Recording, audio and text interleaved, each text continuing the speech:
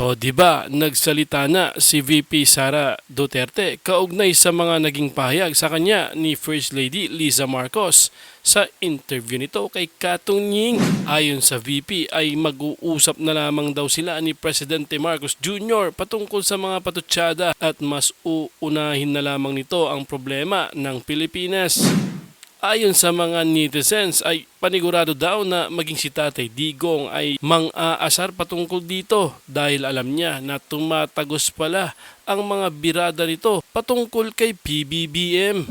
Malumanay naman ang pagsasalita ni VP pero kita pa rin sa mga mata nito na gigil at parang may gustong jombagin, di ho ba?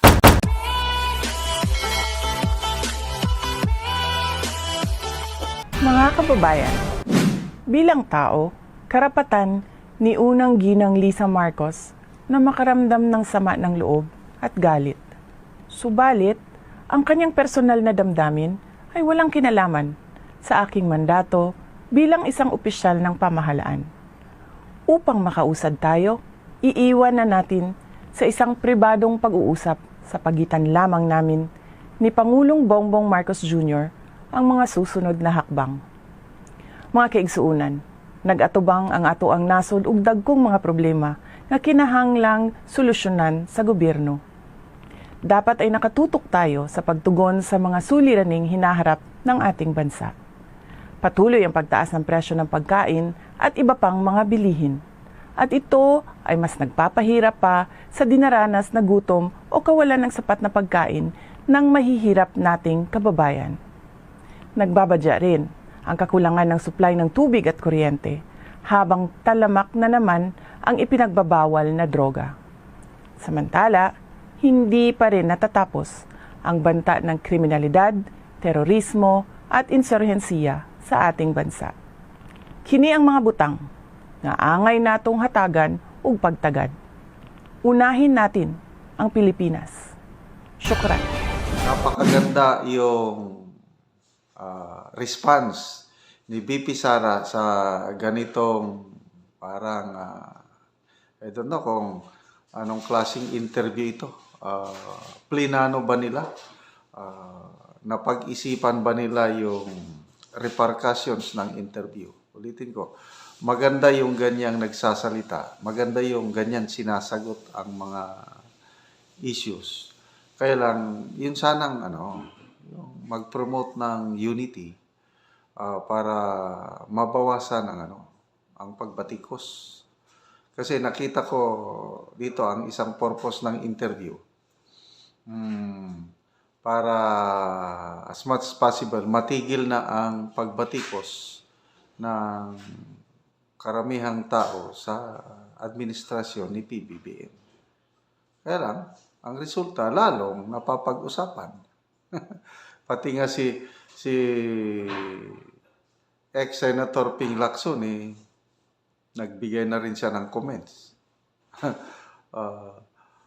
If all wives are as loyal as First Lady Liza to PBBM, then walang problema ang mga husbands. Maswerte ang mga husbands kung kagaya ni First Lady Liza, ang mga misis na handang depensahan ang kanilang mga husband sa mga haters, mga bashers. So makapagtrabaho ng husto ang mga husbands. Kaya lang, kung pag-aralan mo mabuti, read in between the lines yung comments ni Senator Lacson, ano yun? Pang-aasar yun, sarcasm yun.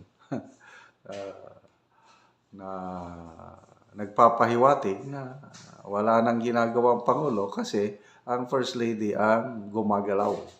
Sabi, malala ko tuloy nung last December, piyesta sa isang lugar sa Cagayan de Oro City. May nag-iinuman.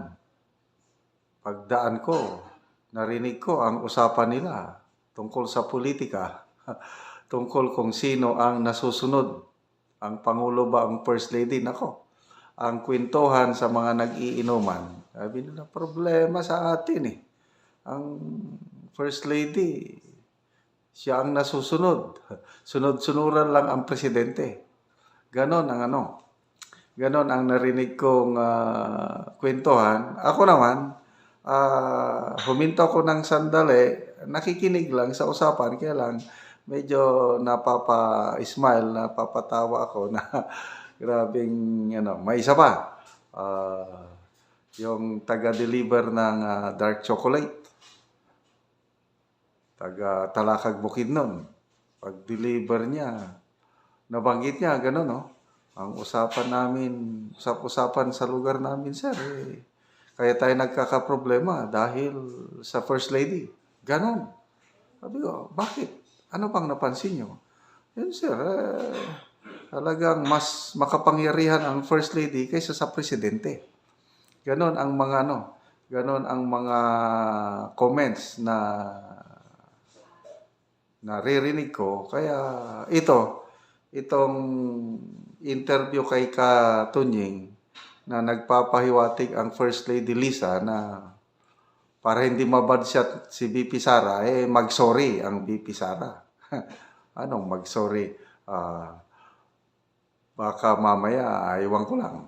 Alam niyo naman yung history ni then Mayor Inday Sara. Yung sheriff na medyo matigas ang ulo. Hindi tumupad sa usapan, no? 'Di ba sinapak?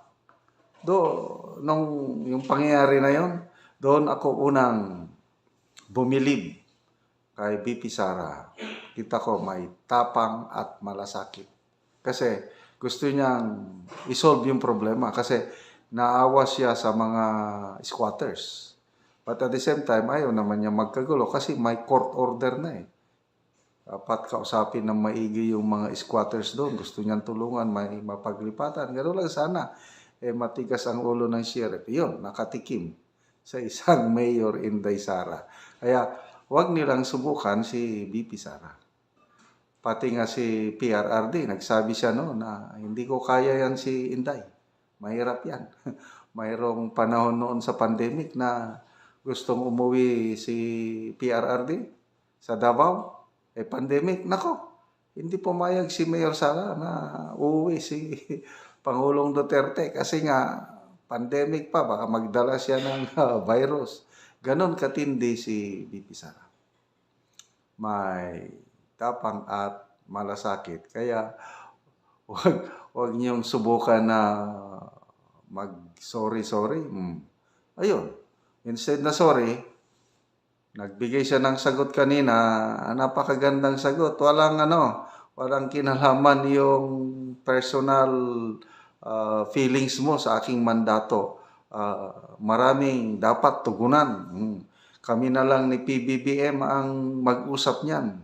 At para makausap tayo, asikasuhin natin ang concerns ng nakakaraming Pilipino.